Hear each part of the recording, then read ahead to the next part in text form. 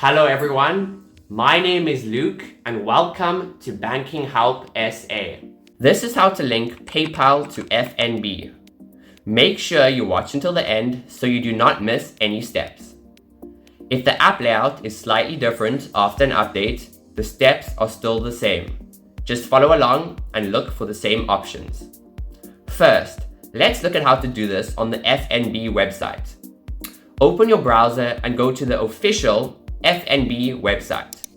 Then log into your FNB online banking profile. Once you are logged in, select Forex. From here, choose PayPal Services. Next, select Link PayPal Profile. You will now be directed to the PayPal login page. Enter your PayPal email address and password to sign in.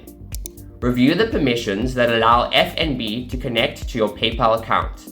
Then confirm the request and complete the linking process. Once the process is finished, your PayPal account will be successfully linked to your FNB profile. Now, let's look at how to do this on the FNB app. Open the FNB app and log into your account.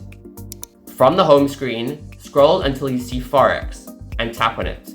Next, select the PayPal option. Then choose Link PayPal Profile. You'll be redirected to the PayPal login page.